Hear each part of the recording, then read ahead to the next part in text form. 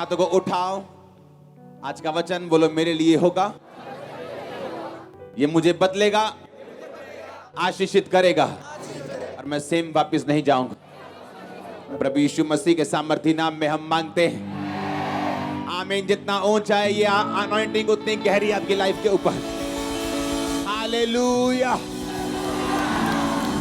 अपनी सीट ग्रहण करो, अपने हाथों को उठाओ, बाइबल उठाओ, बोलो मैं इस वचन से प्यार करता हूं। सब ब्रांचेस, ओवरसीज, सब फॉरेन ब्रांचेस, इंडियन ब्रांचेस, अपने हाथों को उठाओ। ऑनलाइन चर्च, ये वचन जो मेरे लिए होगा मैं इसे ग्रहण करता हूं। अंधकार की शक्तियां इन वचनों को चुरा ना सके। हिलाओ अपने हाथों को थैंक यू जीसस बोलते हुए।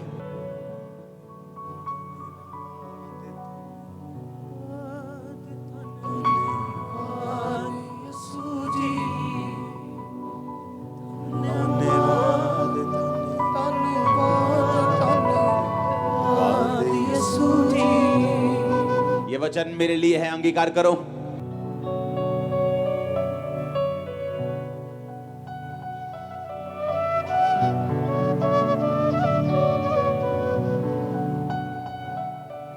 प्रभु यीशु मसीह के सामर्थी नाम में हम मांगते हैं। आज शाम हम एक ही वचन पढ़ेंगे, इसलिए मैं यहां खड़ा होकर पढ़ूंगा। दूसरा शमूएल 6 उसकी 1 से 13 आयत। फिर दाऊद ने एक और बार इज़राइल में से सब बड़े वीरों को जो 30,000 थे इकट्ठा किया। तब दाऊद और जितने लोग उसके संग थे वे सब मिलकर यहूदा के बाले नामक स्थान से चले कि परमेश्वर का वह संदूक ले आए जो करूबों पर विराजने वाले सेनाओं के यहोवा का कहलाता है। अपने हाथों को उठाओ और अपने दिल में, अपनी आत्मा में मनन करो कि आज जितना वचन मैं सुनूंगा ये मेरे लिए होगा।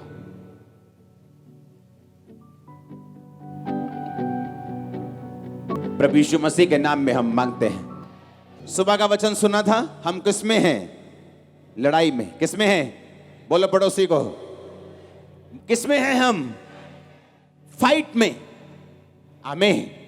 और हमारी लड़ाई किसके साथ है? किस धर्म के साथ है? कौन से डिनोमिनेशन के साथ है? हमारी लड़ाई किसी के साथ नहीं, शैतान के साथ। बाइबल कहती है कि दाऊद जब लड़ा, परमेश्वर ने उसके नाम को महान कर दिया, क्योंकि परमेश्वर ने कहा था दाऊद को कि मैं तुझे भेड़ों के पीछे फिरने से अपना राजा होने के लिए इज़राइल का मैं तुझे चुनता हूं, और मैंने तुझे बुलाया इसलिए कि मैं तेरे नाम को बड़े लोगों के नाम के समान महान कर दूंगा। अब आपको मालूम है परमेश्वर ने आपको किस काम के लिए बुलाया? आपको मालूम है, पूरा नहीं मालूम लेकिन थोड़ा थोड़ा मालूम है कि परमेश्वर की बड़ी योजना मेरी लाइफ के ऊपर है। वो मेरी लाइफ को ब्लेस करना चाहता है, मेरे जरिए वो मेरे परिवार को ब्लेस करना चाहता है, मेरे जरिए वो बड़े काम करना चाहता है, वो मुझे भी निराशाओं से निकालना चाहता है और मुझे इस्तेमाल भी करना चाहता है। हर एक व्यक्ति को परमेश्वर की योजना के बारे में थोड़ा थोड़ा जरूर मालूम होता है। उसको अंदर मालूम होता है कि परमेश्वर की योजना, अगर उसको नहीं भी मालूम तो वचन कहता है कि परमेश्वर की योजना जो तुम्हारे विषय में है वो तुम्हारे लाभ के लिए है। आमीन। अपने पड़ोसी को बोलो परमेश्वर की प्लानिंग जो तेरी लाइफ के लिए है वो तेरे फायदे के लिए है। आमीन। अब बाइबल कहती है दाऊद जब जब लड़ा परमेश्वर ने उसके नाम को महान किया, क्योंकि उसका वायदा था कि मैं तेरे नाम को दूसरे नाम के समान जो महान है महान कर दूंगा। लेकिन उस वायदे को पूरा होने के लिए तुझे फाइट करनी पड़ेगी। आप बैठे हैं आराम से ना, अंग्रेजों से फ्री होके, किसी ने फाइट की है आप लोगों के लिए। हाँ, आज शांति का रीजन फाइट है जो की गई थी। आप चाहते हैं आपकी फैमिली में पीस आए, आपके सेवकाई में पीस आए, आपके पर्सनल लाइफ में शांति आए, तो उसका एक ही इलाज है, फाइट, लड़ाई। अपनी पड़ोसन से नहीं। हाँ, अब पड़ोसन के जूंडे मत पकड़ लेना जाके कि शांति चाहिए तुझे, अब फैंटी चार के मिलेगी। लड़ाई किससे? अपने आप से, अपनी अभिलाषाओं से, उन सवालों से जो शैतान आपके दिलों में डालता है, उन सवालों से जो वो परमेश्वर के वचन के खिलाफ खड़े करता है, उन परीक्षाओं से जिससे आप गुजर रहे हैं उनसे। इसलिए परमेश्वर ने कहा तुम्हारा युद्ध मांस और लहू से नहीं बल्कि शैतान से, अंधकार से, शक्तियों से है जिसका हेड ऑफिस आसमान में है। अब ये तो हमें मालूम होगा कि अगर पीस चाहिए, वो फैमिली का हो, वो फाइनेंस का हो, तो मुझे लड़ाई लड़नी है, क्योंकि परमेश्वर का कोई भी वायदा बिना लड़ाई लड़िए पूरा नहीं होगा। पुराने समय में जब लड़ाई इंसानों के साथ होती थी तो बाइबल कहती है वो लड़ते थे। परमेश्वर कहता था कि वो देश मैं तुम्हें देता हूं, जाओ लड़ो और जीतो। उनके झोली में ऐसे देश नहीं आता था, वो जाते थे, लड़ते थे और जीतते थे। और आज भी ऐसा ही है, परमेश्वर बदला नहीं, लेकिन आज लड़ाई हमारी देशों के साथ नहीं, इंसानों के साथ नहीं, किसी जाति के साथ नहीं, बल्कि शैतान के साथ है। और अगर हम चाहते हैं वही पीस, अगर हम चाहते हैं वही ब्लेसिंग, अगर हम चाहते हैं वही परमेश्वर की योजना, अगर हम चाहते हैं खुदावंद का वो प्लान जो मेरी लाइफ में पूरा हो, तो मुझे लड़ना पड़ेगा। आमीन। मुझे फाइट करनी पड़ेगी, मुझे एक लड़ाका बनना पड़ेगा, एक फौजी बनना पड़ेगा और मुझे लड़ना पड़ेगा। इसलिए बोलता हूं क्रिश्चियनिटी बेचारों के लिए नहीं, जो अपने आप को बेचारा समझते हैं, ये उनके लिए नहीं। आप बेचारे हो सकते हैं रियल में, पर बाइबल कहती है जो बलहीन है वो बोले मैं वीर हूं। आप वीर हैं यीशु के नाम में, आप फलवंत हैं यीशु के नाम में, सारे कर्ज टूट चुके हैं यीशु मसीह के नाम में। हालेलुया। ऊंची आवाज में बोलो हालेलुया। इसलिए परमेश्वर ने आपको अपने पास बुलाया है। आमीन। इसलिए उसने आपको अपने पास बुलाया है। लड़ाई का पहला असूल लिखो, अपने कॉपी अपना पेन निकालो। सुबह आपने सुना कि लड़ाई लड़नी है, उसी से ब्लेसिंग आएगी। लड़ाई नहीं होगी तो शांति नहीं होगी। पर लड़ाई शैतान के साथ है, परीक्षाओं के साथ है, पाप के साथ है, फियर के साथ है, डर के साथ है। जो परमेश्वर की योजना है, शैतान जो उसके खिलाफ चल रहा है, ये उसके साथ है। और ये बात तो समझ आ गई है कि बिना लड़ाई कोई भी आशीष, कोई भी शांति आपकी लाइफ में नहीं होगी।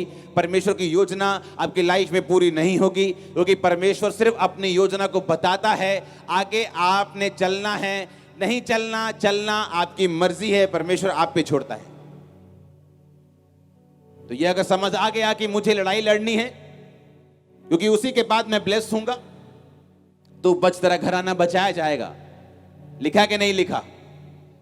जब आप खुद बचते हैं तो क्या ये एक लड़ाई है कि नहीं? है कि नहीं? जब मैं बचा तो एक फाइट थी। ये किसकी सुनूं?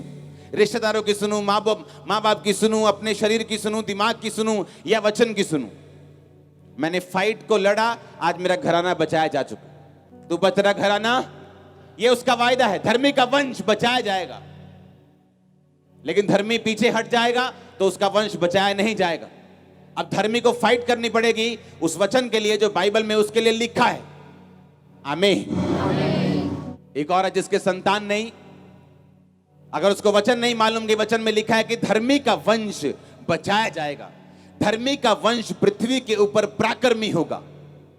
अगर उसे ये वचन समझ आ जाए, वो घुटनों पे बैठ जाए और रोज परमेश्वर से मुकदमा लड़े कि परमेश्वर तेरे वचन में लिखा है कि धर्मी का वंश बचाया जाएगा, धर्मी का वंश पराक्रमी होगा। मेरा वंश कहां है? आपके हाथ में होगा वंश। लेकिन आपने लड़ाई नहीं लड़ी, ना तो शैतान से लड़ी, ना तो शरीर से लड़ी, ना अभिलाषाओं से लड़ी, ना प्रार्थना में लड़ी। बाइबल कहती है याकूब प्रार्थना में प्रभु से लड़ा और प्रभु से जीत गया। हम प्रभु से इमोशनल होके नहीं लड़ सकते। पहला रूल लड़ाई का, तुम इमोशनल होके नहीं लड़ सकते। लिखो क्या है ये पहला? बाइबल कहती है अगर तुम रूल के मुताबिक ना लड़ो तो तुम जीतोगे नहीं। WWE देखिए, उसके रूल अलग हैं। आप सिर पर रॉड नहीं मार सकते, दाएं जो वहीं लगाने हैं, बस मुक्का भी सीधा नहीं मारते। मालूम, UFC में एक मुक्का पड़ता है, आंख लाल हो जाती। WWE में 10 मुक्के भी पड़े, मुंह ऐसे का ऐसे जैसे फेशियल करा के गए होते हैं, कोई फर्क नहीं पड़ता, क्योंकि रूल है कि मुक्का ऐसे मारना है, लगे ना ताकि फेस पे। UFC में मुक्का बजता है तो पूरा आंख लाल हो जाता है। हर लड़ाई का रूल क्या है? अलग अलग है। और बाइबल कहती है कि यदि तुम रूल के अनुसार नहीं लड़ोगे तो जीतोगे नहीं। आमीन।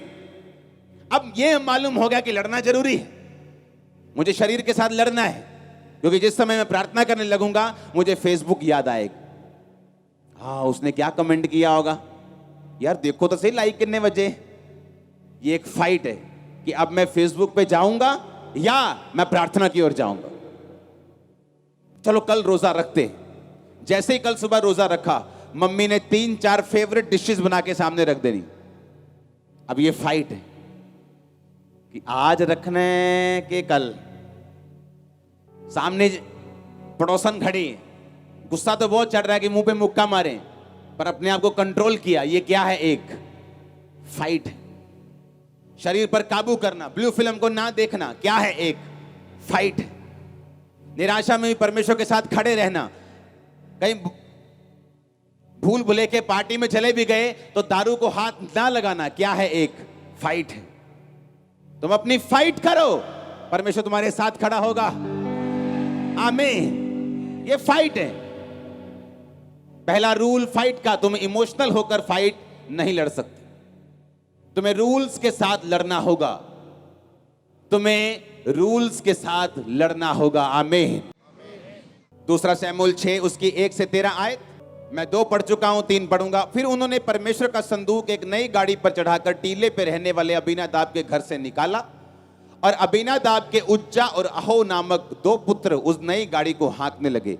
उन्होंने उसको परमेश्वर के संदूक समेत टीले पर रहने वाले अबीनादाब के घर से बाहर निकाला, और अहिया संदूक के आगे आगे चला। सब बोलो आमीन। दाऊद और इज़राइल का समस्त घराना यहोवा के आगे सनोवर की लकड़ी के बने हुए सब प्रकार के बाजे, वीणा, सरंगियां, डफ, डमरू और झांझ बजाते रहे। जब वो नाकाने के खलिहान तक आए, तब उज्जा ने अपना हाथ परमेश्वर के संदूक की ओर बढ़ाकर उसे थामा, क्योंकि बैलों ने ठोकर खाई। ऐसे बैल लेके जा रहे थे आराम से, बैलों ने ठोकर खाई, कोई पत्थर वत्थर लग गया, गाड़ी हिल गई और परमेश्वर का संदूक गिरने लगा। तो जो 2 बेटे अबीनादाब के संभाले हुए थे, एक ने ऐसे हाथ किया और परमेश्वर का वाचा का संदूक गिरने से बचाया और उसको वापस ऊपर रखा। लेकिन उसका अंजाम क्या हुआ देखो। तब यहोवा का कोप उज्जा पर भड़का, और परमेश्वर ने उसके दोष के कारण उसको ऐसा मारा कि वो परमेश्वर के संदूक के पास मर गया। अब आप बोलोगे उसने तो परमेश्वर की मदद की कि परमेश्वर का संदूक धरती पर ना गिर जाए। उसने अपना हाथ बढ़ाकर उसे क्या किया? थाम लिया। लेकिन परमेश्वर ने उसको मारा और लिखा वो वहीं मर गया। दाऊद देखकर डर गया, कहता है इसने तो अच्छा काम किया, पर मर कैसे गया? बाइबल कहती है दाऊद ने वो वाचा का संदूक वहीं छोड़ दिया, अपने घर नहीं, वहां नहीं लेके गया। और जानते उसने कहां छोड़ा उसको? इसलिए दाऊद ने यहोवा के संदूक को 10 आयत में अपने यहां दाऊदपुर में पहुंचाना ना चाहा, परंतु गतवासी ओबेदेदोम के यहां पहुंचाया। दाऊद डर गया, इतना डर गया, कहता मैं वाचा का संदूक नहीं लेके जाऊंगा, इसे यहीं कहीं छोड़ दो। तो उसने कहा, उसने ओबेदेदोम के घर में उसे पहुंचा दिया। यहोवा का संदूक उसके घर में 3 महीने रहा, और बाइबल कहती है यहोवा ने ओबेदेदोम और उसके समस्त घराने को आशीष दे दी। जब उनको आशीष मिल गई तो दाऊद को पता चला कि भाई जहां तो संदूक रख के आया है उनको तो आशीष मिल रही, वो जिस खेत पर हाथ लगा रहे हैं 10 गुना फसल आ रही, उनकी भेड़ बकरियां 10 गुना ज्यादा बढ़ रही, उनके पास कोई बीमारी नहीं जा रही, उनके घर में बरकत आनी शुरू हो गई, अच्छे अच्छे प्रॉपर्टी के सौदे हो गए, उनके लोग सस्ते दाम में उनको बेच के चले गए। अरे उनको बहुत आशीष मिली। दाऊद कहता है आशीष मिली, चलो लेके आता हूं वापिस संदूक। फिर दाऊद ने गलती ढूंढी कि गलती कहां हुई। फिर दाऊद को बताया गया कि गलती ये थी कि ये रूल है कि जब परमेश्वर के वचन का जो संदूक है उसे निकालोगे तो कोई भी गाड़ी पर रखकर उसे नहीं लाओगे, याजक उठाकर उसको लेके आएंगे और कोई बंदा उसे टच नहीं करेगा। पर दाऊद क्या हुआ? इमोशनल हो गया कि नहीं, परमेश्वर का संदूक है, फ्रेश गाड़ी लेके जाएंगे।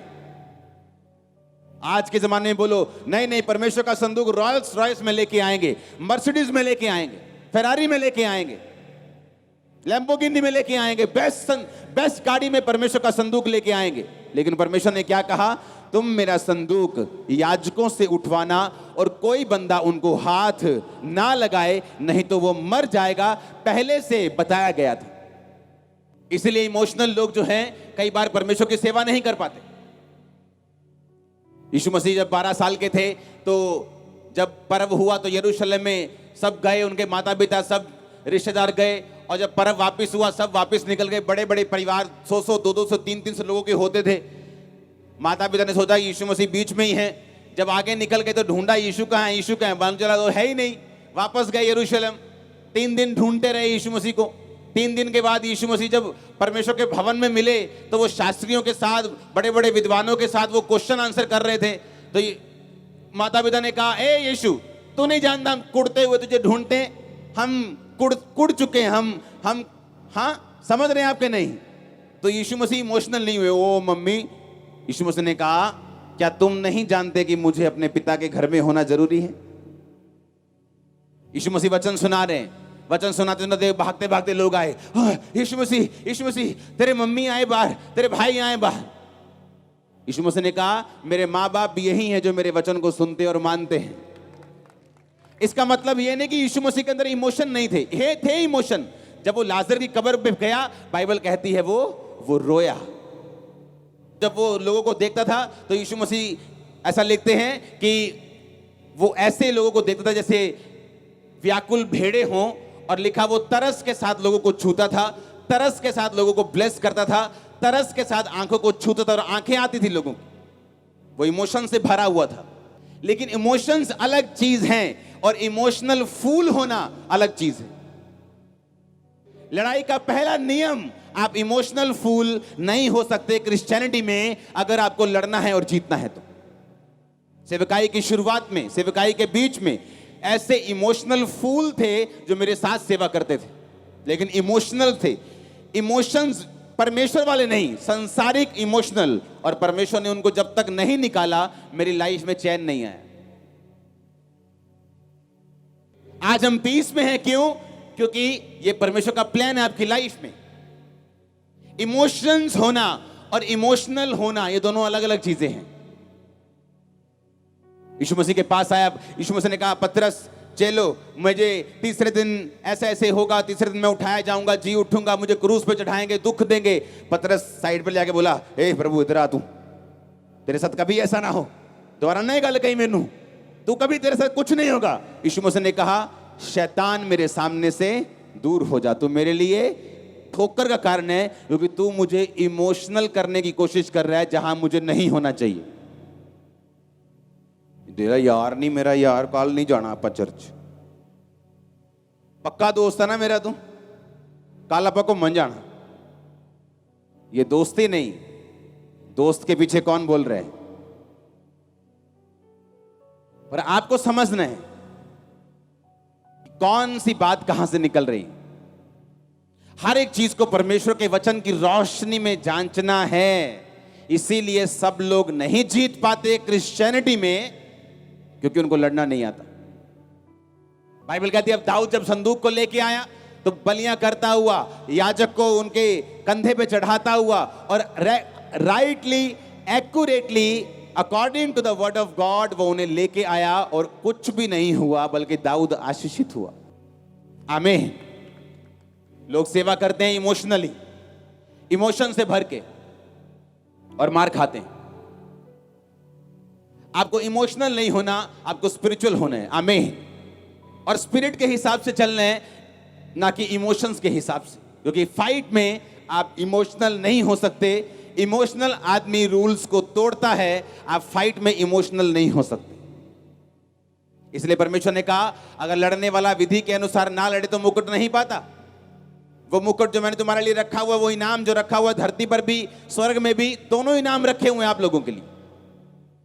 आज मेरी ब्लेसिंग मेरे लिए एक इनाम है जो हर तरफ से परमेश्वर ने मुझे दी है। इस धरती का वो मुकुट है, और आसमान में भी मुझे मालूम है अगर धरती में मुझे मुकुट दे सकता है तो आसमान में रखा हुआ है मेरे लिए। अनंत जीवन यहां से शुरू होते हैं। अनंत जीवन ऊपर शुरू नहीं होता, अनंत जीवन अब से शुरू होता है। जिस दिन से आप यीशु मसीह को अपना उद्धारकर्ता ग्रहण करके बपतिस्मा लेते हैं, उस दिन से अनंत जीवन शुरू होता है। उस दिन से लाइफ को जो जीसस क्राइस्ट की है आप अपनी जिंदगी में महसूस करना शुरू करते हैं। वो परिवार जो मरा हुआ है वो जागना शुरू होता है, वो रिश्ते जो मरे हुए हैं वो जागने शुरू होते हैं, वो चीजें जो टूट चुकी हैं कर्ज के कारण वो जागनी शुरू होती हैं। आप लाइफ को महसूस करते हैं पहले दिन से अपनी लाइफ में। हालेलुया, ऊंचा होना चाहिए हालेलुया, आमीन। अपने पड़ोसी को बोलो, इमोशनल होके नहीं लड़ना, स्पिरिचुअल होके लड़ना है। आमीन। अब इमोशनल होके नहीं लड़ सकते। शाऊल इमोशनल हो गया, यार छोड़ो, क्या मारना है इन लोगों को, ए छोटे बच्चे। परमेश्वर ने कहा अमोनियों को खत्म कर दे, दूध पीता बच्चा तक। भेड़ बकरियां कुछ अच्छी अच्छी छोड़ दी, कुछ लोग छोड़ दिए, भगा दिए, और वही अमोनी उसके कत्ल का कारण बने। पता है कि नहीं पता? तुम परमेश्वर से अधिक समझदार नहीं हो सकते, तुम परमेश्वर से अधिक धर्मी नहीं हो सकते। अगर वो तुम्हें कह रहा है कि आंख निकाल दे, अगर ये आंख तेरे नरक में जाने का कारण है, तो इसका मतलब परमेश्वर आपको सही कह रहा है। उसे आने वाला समय मालूम है, वो फ्यूचर को देख सकता है, उसे मालूम है आने वाले समय में कौन सी शैतान कौन सी मुसीबत को लेकर आपके सामने खड़ा है, उसे मालूम है कैसे आपको बचाना है, परमेश्वर को मालूम है। आपको सिर्फ फॉलो करना है, एक बच्चे की तरह उसका पीछा करना है। इसलिए यीशु मसीह ने कहा, जब तक तुम बच्चों की तरह मेरे राज्य में प्रवेश नहीं करोगे, नहीं करने पाओगे। बच्चे क्वेश्चन नहीं पूछते माता पिता से कि मम्मी आप कल बिल कैसे दोगे, हम एसी तो चला रहे हैं, कल आप खाना कैसे खिलाओगे, आप खिला पाओगे हमें खाना? कोई क्वेश्चन नहीं। यीशु मसीह ने कहा बच्चों की तरह मेरे राज्य में प्रवेश करना, कोई क्वेश्चन नहीं, भरोसा रखना। आमीन। जब बाप बच्चे को उठाता और खिलाता ऊपर फेंकता है तो बच्चा रोता नहीं, हंसता है, उसे मालूम है बाप पकड़ लेगा। लेकिन जब यीशु मसीह आपको फेंकता है, बोलते हो तेरी तो हैवी है प्रभु के नहीं। हाँ, जब वो आपकी परीक्षा लेते हैं हल्की सी, आप सवाल उठाते हो, आप शक करने लगते हो, आप खुद अपना बैलेंस बनाने की कोशिश करते हो। नहीं बनाना, बोलो बैलेंस। जीसस को बनाने देना है, उसे पकड़ने देना है, सुपर बैलेंस होगी आपकी लाइफ। आमीन, ऊंचा चाहिए। मैंने कहा सुपर बैलेंस होगी आपकी लाइफ, सुपर बैलेंस होगा आपका फाइनेंस, सुपर बैलेंस होगा आपकी सेहत। आमीन, ऊंचा आशीष तुम्हारी है चर्च। Hallelujah, hallelujah. ये परमेश्वर का प्लान है आपकी लाइफ में। आमीन। आपको फाइट करनी है, पर इमोशनल होके नहीं। वो इमोशन किसी के बीच से भी आ सकते हैं। आपके सबसे करीबी लोग, आपकी माँ हो सकती है, बाप हो सकता है, भाई हो सकता है, वाइफ हो सकती है, हस्बैंड हो सकता है, आपकी बेटी हो सकती है। ये पापा छोड़ो ना, चर्च में आज मत जाओ, देखो तो मम्मी रो रही है, घर में कलेश पड़ा हुआ है, आप क्यों नहीं समझते? परिवार सबसे ऊपर है। और वही परिवार जब कल को शैतान छीन लेते हैं, आदमी सोचता है यार अच्छा होता कि परमेश्वर में जलता, मैं भी बचता, इनको भी बचाता। क्योंकि शैतान जिनको यूज कर रहा है उन्हीं की लाइफ में कल को वो काम करेगा। मेरे ऐसे लोग जिनको उनके घर वालों ने अलग कर दिया कि अगर तू गया तो तुझको ये नहीं देंगे, प्रॉपर्टी नहीं देंगे, शादी नहीं कराएंगे, ले गए वापिस, खुद दोनों मर गए, दोनों पेरेंट्स, हस्बैंड वाइफ, क्योंकि शैतान ने उनको यूज किया। और सबसे बुरी बात कि जिसको स्टैंड लेना चाहिए, जिसको फाइट करनी चाहिए थी, उसने फाइट नहीं की। आज फायर तुम्हारे सिर के ऊपर आ रही फाइट करने की, फायर तुम्हारी फैमिली के ऊपर आ रही फाइट करने की, फायर कनाडा ब्रांच के ऊपर, फायर यूके ब्रांच के ऊपर, फायर यूएसए ब्रांच के ऊपर, फायर जर्मनी ब्रांच के ऊपर, फायर अमृतसर ब्रांच के ऊपर, गुरदासपुर ब्रांच के ऊपर, फायर खामरा ब्रांच के ऊपर, खामरा चर्च के ऊपर, हर एक ब्रांच के ऊपर फायर आ रही यीशु मसीह के सामर्थ्य नाम में। वो फिरोजपुर में हो, वो पटियाला में हो, वो होशियारपुर में हो, catch fire in Jesus name. वो बिहार में हो, बरनाला में हो, catch fire in Jesus name. वो बंगाल में हो, catch fire in Jesus name. वो ऑनलाइन हो, catch fire in Jesus name. आमीन हो जाए, बरकत तुम्हारी है चर्च। मैंने कहा आमीन हो जाए, बरकत तुम्हारी है चर्च। वो तुम्हारे सिर को ऊंचा कर देगा, तुम्हारे लाइफ को ऊंचा करेगा, तुम सिर उठा के चला करोगे टाइम हमारा चर्च। बेस्ट देश तुम्हारे होंगे यीशु के नाम में, बेस्ट प्लेसेस तुम्हारे होंगे यीशु मसीह के नाम में। आमीन, ऊंचाई आशीष तुम्हारी है। Hallelujah, hallelujah. ये परमेश्वर का प्लान है आपकी लाइफ के लिए। आप अड़े और खड़े रहेंगे, आप जीतेंगे नहीं, आप बम्पर जीतेंगे यीशु के नाम में। वो छोटी सुनो मेरी बात, जब यीशु मसीह आपकी लाइफ में आता है ना, तो लॉटरी डालने की जरूरत नहीं पड़ती आपको। आपकी लॉटरी ऑलरेडी लग चुकी है, बस उसे कैश करवा लो। लोग आए मेरे पास कि एक भाई है, बहुत परमेश्वर के लिए सेवा करता है, बहुत गरीब है, उसके लिए हम सब पास्टर्स ने लॉटरी डाली है, प्रेयर करना कि इसका नंबर लग जाए। मैंने कहा मैं नहीं करूंगा, उसकी लॉटरी लग चुकी है, बस वो कैश कैसे करनी है ये देखना है। आमीन। आप इमोशनल नहीं हो सकते कि आज यार मेरा घर में खाना नहीं है, क्या मैं टाइथ दूं कि खाना लेके आऊं? टाइथ देना है। पता है क्यों? वो एक टाइम का खाना तुम्हें बचा नहीं सकता, पर जब परमेश्वर के सामने तुम्हारी वफादारी साबित होती, वो हेवन ओपन करता तुम्हारे लिए। मिनिस्ट्री के पास कोई जगह नहीं। आपको मालूम है कितनी भी जगह है, जैसे हम बैठे हैं, इस जगह पे आने से पहले 7 साल में 8 जगहें चेंज की थी मिनिस्ट्री। जहां जाते थे जगह भर जाती थी। अब क्या करें, साथ वाली नहीं है अपनी, उधर वाली है नहीं, इधर वाली कोई है नहीं। जहां जाना साल में जगह फुल, 9 महीने फुल, साल फुल, 9 महीने फुल। अच्छा अब क्या करें, जगह के लिए पैसा चाहिए। अच्छा ठीक है, लोग पैसा तो दे रहे हैं, इकट्ठा करते जाओ, कभी जगह नहीं ले पाते। लोग देते रहे, हम बोते रहे, देते रहे बोते रहे, देते रहे बोते रहे। इवेंजलिज्म ये वो, लोगों के घर बनते हैं आज भी, आपको मालूम नहीं, इंटरनेट पे नहीं डालते हम। आप देते रहे, वो बोते रहे। परमेश्वर ने जगह दी। आज आप यहां भी अपने में बैठे हो, उधर भी अपने में बैठे हो, उधर भी अपने में बैठे हो, पार्किंग भी अपने में बैठे हो। ये परमेश्वर का प्लान है कि आप इमोशनल होके चलेंगे कि आप स्पिरिचुअल होके चलेंगे। आप इमोशंस का पीछा करेंगे कि आप स्पिरिट का पीछा करेंगे। आप वो देखेंगे जो बाइबल कहती है, या वो देखेंगे जो माहौल, जो सर्कमस्टेंसेस, जो आज की कंडीशन कहती है, कि उसको फॉलो करेंगे। फिर तो आप नॉर्मल लोगों की तरह हैं, वो भी अपनी नॉर्मल कंडीशंस को देखते हैं कि अच्छा है, आज पैसा है तो बोते हैं, नहीं है तो रखते हैं, अच्छा लग रहा है तो प्रार्थना करते हैं, बुरा लग रहा है तो दारू पीते हैं। ऐसा नहीं होगा, ये फाइट नहीं। ये तो माहौल के हिसाब से वो थाली का बैंगन है, जिधर थाली भारी उधर उधर घुस गए। वो लोग होते हैं ना, जिधर देखते हैं कि पासा भारा है, उधर के हो जाते हैं। जो 4 बंदे इधर खड़े, नहीं नहीं भाजी सही गल है ताड़ी। जो 5 इधर आ गए, नहीं नहीं इन्ना भी ठीक है भाजी, ताड़ी गल ज्यादा वधिया। पता है कि ये 5 हो गए, इधर से मार पड़ेगी, इधर इधर हो जाओ। ऐसा नहीं होना है। अकेले खड़े रहो, तुम भीड़ होंगे। मैं सच कह रहा हूं, अकेले खड़े रहो। तुम्हारे रिश्तेदार, तुम्हारे लोग, तुम्हारा परिवार बाइबल के वर्ड के मुताबिक, यहोवा के वचन के मुताबिक, उनको तुम्हारे पीछे आना पड़ेगा। बाइबल कहती है आना पड़ेगा। कंडीशन नहीं है, कोई रास्ता नहीं है। अगर आप खड़े रहे, उनको आना पड़ेगा। कोई रास्ता नहीं, कोई तू मैं, कोई कंडीशन नहीं। अगर ऐसा हुआ तो ऐसा होगा, कोई कंडीशन नहीं। तू बच, तेरा घराना बचाया जाएगा। That's it। आज ना तो लोग शैतान से लड़ते हैं, ना तो लोग अपनी अभिलाषाओं से लड़ते हैं।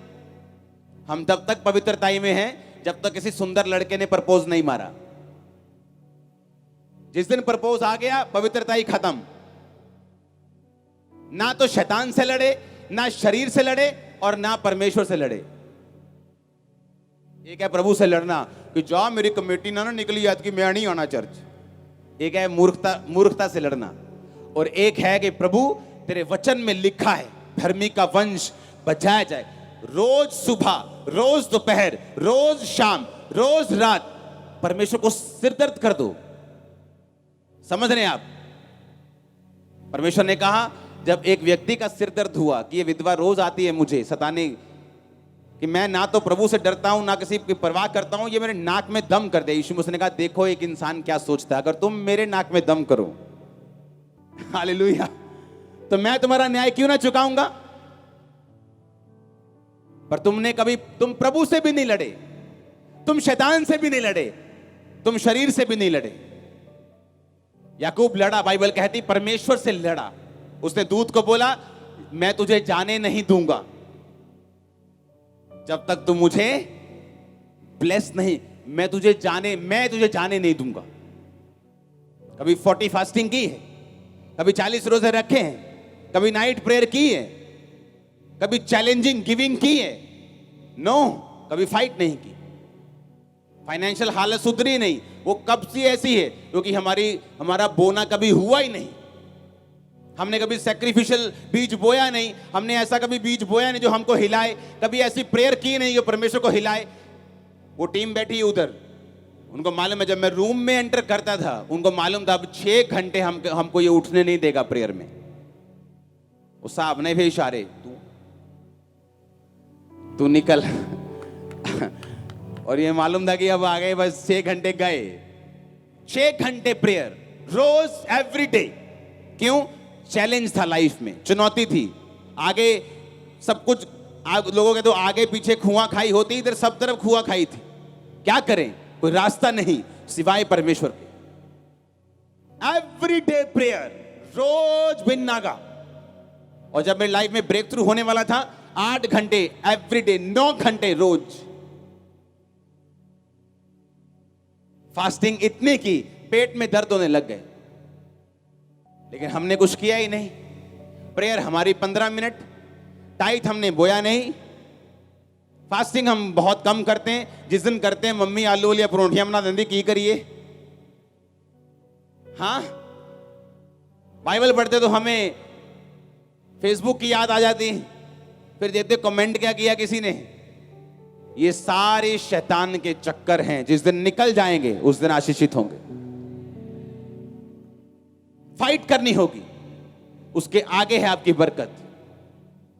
यीशु मसीह ने कहा, वो देखो अधर्मी अन्यायी क्या कहता है कि मेरे नाक में दम ना करे। तो यीशु मसीह का इनडायरेक्ट कहने का मतलब क्या था? कि मेरे नाक में क्या कर दो? दम कर दो। रोज आओ मेरे पास, सुबह शाम दोपहर तीनों टाइम मेरे पास आओ, मेरे नाक में दम कर दो, मुझे देना पड़े तुम्हें। तुम समझे नहीं परमेश्वर को, तुम लड़े तो इमोशनल होके कि जा नहीं की तरह मैं भी दारू पी लेनी हूं। ये गंदी लड़ाई है। और आप दारू पी लो, आप नाली का पानी पी लो, उसको कोई फर्क नहीं पड़ता। मैं आपको सच कह रहा हूं। आप रियल फाइट करेंगे, उसके नाक में दम करेंगे रियल फाइट से। उसको मालूम है कि ये कहीं नहीं जाने वाला, ये बैकस्लाइड नहीं होने वाला, ये शराब नहीं पीने वाला, ये गिरने वाला नहीं, ये रोज आएगा, मुझे देना होगा। हालेलुया। अपने पड़ोसी को बोलो, जरा उठा के उसको बोलो, इमोशनल नहीं होना है, लड़ना है आत्मिक होके।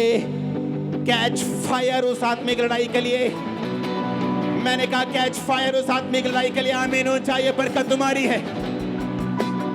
Hallelujah, hallelujah, hallelujah. कभी नाइट प्रेयर की है क्या? आज नाइट पूरी प्रेयर करते हैं। चलो आज 3 दिन रात के रोजे। आप रोजे तब रखते जब चर्च से अनाउंस हो कि भाई साहब हम भी भूखे रहेंगे, सोम मंगलवार तुम भी रहना। चलो आप भूखे रहते हैं, तो हम तो कई बार अनाउंस नहीं करते अपने रोजे रखने में। फास्टिंग, उसने कहा जब तू उपवास करे। उसने ये नहीं कहा अगर तू उपवास करे। क्या कहा उसने? जब तू। उसका मतलब उपवास करना जरूरी है। तुम्हें शुगर है तब भी जरूरी है। टाइम ऊपर नीचे कर लो, अपने हिसाब से कर लो, लेकिन कुछ जरूर करो। मुझे काम होता है सुबह सुबह, मैं फास्टिंग करूंगा तो प्रेयर नहीं करूंगा। आप 100 नहीं दे सकते, 50 दे दो। फास्टिंग तो शुरू करो, प्रेयर का इंतजाम भी परमेश्वर करवा देगा। मॉर्निंग रात को करो, कुछ तो करो। अरे कुछ तो करो, कुछ तो लड़ो। बैठे रहेंगे तो बैठे रहेंगे। हालेलुया। आप जाएंगे, परमेश्वर आपके साथ जाएगा। अगर आज कुछ इवेंजलिस्ट बैठे रहते तो अफ्रीका बचता ना। वो गए हैं, काम किया है, फाइट की है, लड़ाई की है, चैलेंजेस देखे हैं। दुनिया की सबसे ज्यादा क्रिश्चियन बुक बाइबल के बाद जिस व्यक्ति की है, उस व्यक्ति की टेस्टिमनी ये है कि जब भी वो चर्च के लिए जगह लेते थे, कोई ना कोई गड़बड़ हो जाती थी। चर्च की जगह ही नहीं उनकी सिलेक्ट होती थी, और उनकी चर्च टेंट में लगती थी, वो भी अमेरिका जैसे देश में, और 10,000 क्रॉस कर गई थी चर्च। अमेरिका में 500 लोग भी अगर टेंट के नीचे आ जाए बड़ी बात है, वो उसे इंडिया मत समझ। और आज उसकी बुक दुनिया की सबसे ज्यादा बिकने वाली बुक है। अगर तुम्हारी लड़ाई ज्यादा है, तुम्हारी बरकत भी वर्ल्ड फेमस होगी। पर तुम्हें फाइट करनी है। किससे करनी है? शैतान से। किससे? और शरीर से, अभिलाषाओं से। किससे? और परमेश्वर से। हालेलुया। उसने कहा अपना मुकदमा मेरे सामने रख, अपना प्रमाण मुझे दे कि मैं तुझे ब्लेस करूं, क्यों करूं। तुझे हीलिंग चाहिए, मैं तुझे क्यों हील करूं। तुझे बरकत चाहिए, मैं क्यों तुझे बरकत दूं। परमेश्वर मुझे बरकत दे अपनी महिमा के लिए। तेरे वचन में लिखा, जो कुछ तो मेरे नाम से मांगेगा मैं तुझे दूंगा। मैं तेरे नाम में, तेरे चरित्र में होकर मांग रहा हूं। तेरी महिमा के लिए, तेरी गवाही देने के लिए मुझे चाहिए। आपको क्या लगता है कि पास्टर्स पैसा नहीं मांगते प्रभु से? मांगते कि नहीं मांगते? प्रभु बरकत दे, प्रभु चर्च बनाना है, ये करना है, ये कर, सब मांगते कि नहीं मांगते? लेकिन मांगने से नहीं मिलता। सिर्फ कुछ चीजों को आपको प्रैक्टिकली करना पड़ता है, बोना पड़ता है, सेक्रीफाइस करना पड़ता है, मेहनत करनी पड़ती है। हालेलुया। अपनी लाइफ को ऐसा बना के रखो। कभी अपना केस लड़ा है परमेश्वर के सामने? तुम्हारी लाइफ का जो सबसे बड़ा मुद्दा है, उसके लिए रोज कितनी प्रार्थना करते हो तुम? बताओ, चलो बताओ। तुम्हारे सामने पहाड़ है, वो हटेगा तब जब तुम फावड़ा लेके जाओगे और उसे खोद दोगे।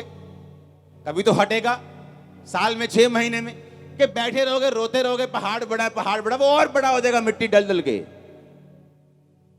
केस इतना बड़ा, केस कैंसर, प्रार्थना 10 मिनट। केस 10 साल से बच्चा नहीं हुआ, प्रार्थना 10 मिनट। केस है कि बाप दादाओं से गरीबी का श्राप फॉलो कर रहा है, प्रेयर 3 मिनट। हंसी नहीं आती तुमको? आती कि नहीं? मुश्किल सदियों से पीछा कर रही है परिवार का, और प्रार्थना कब होती है? जब आलू वाले परोंठे आए, प्रभु जी इन्हें शुद्ध करो। या सुबह सुबह वाली है, हमारे बाप तू जो आसमान में है। बाप कहता है हाँ मुझे पता है मैं आसमान में हूं, तू धरती पे अच्छी तरह से चल। हालेलुया। केस इतना बड़ा, प्रेयर इतनी सी। लेनी मर्सिडीज है, हाथ में चिल्लर है,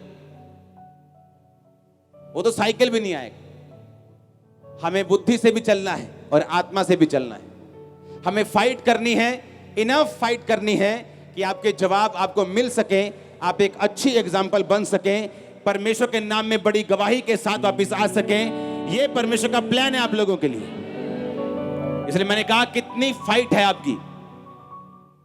परमेश्वर के सामने कब गए आप? लास्ट टाइम कब आपने सीरियसली प्रार्थना की कि परमेश्वर तेरे वचन में लिखा है, ये लिखा है, ये लिखा है, ये लिखा है, ये लिखा है। मेरी फर्स्ट बाइबल, अगर आप उस बाइबल को खोलेंगे तो पन्ने काले हो चुके हैं। पता है क्यों? जब कोई वचन मुझे छूता था, मुझे लगता था कि इम्पॉसिबल है, ये वचन कभी पूरा नहीं हो सकता मेरी लाइफ में। पर वचन कहता है, वचन परमेश्वर कहता है कि पूरा होगा। मुझे रोना आता था और मेरे सिर पे अनॉइंटिंग ऑयल लगा होता था और बाइबल पे ऐसे सिर रख के मैं घंटों रोता था, इसलिए वो बाइबल के वो पन्ने काले हो गए थे, उस पे ऑयल लग लग के। आज जिन काले पन्नों को आप मेरी बाइबल में देखेंगे वो सारे पूरे हो चुके हैं। पर फाइट थी, लड़ाई थी कि ऐसा हो सकता है। परमेश्वर कहता है मुझे नहीं मालूम कैसे होगा, परमेश्वर कर सकता है। हालेलुया। वो 1 साल नहीं चली, 2 साल नहीं चली, 10 साल चली, 15 साल, 12 साल चली। अपने पड़ोसी को बोलो, बोलो लड़ो। अपने पड़ोसी को बोलो, बोलो जीतो। Hallelujah, hallelujah. जैसे तुम प्रोग्राम बनाते हो ना घूमने का हिमाचल में, हाँ ऐसे प्रोग्राम बनाओ तो प्रार्थना करने का। चलो 2 दिन प्रेयर करके आते हैं, चलो 1 दिन प्रार्थना करके आते हैं। वो कल्चर खत्म हो गया प्रेयर का। प्रेयर मतलब घर में गए, आधा घंटा इधर उधर की बातें की, हो गई प्रेयर। अरे 15-20 मिनट, आधा घंटा तो फोन, काम, टीवी दिमाग से नहीं निकलता। आज सारा दिन क्या किया, किसने क्या बोला, आधा घंटा तो दिमाग से नहीं निकलता। मैं सच कह रहा हूं कि नहीं? उसके बाद तो इंजन गर्म होता है, उसके बाद तो प्रार्थना शुरू होती, तब तुम्हारा आमीन हो जाता है और तुम कहते हो परमेश्वर मेरा केस हल कर।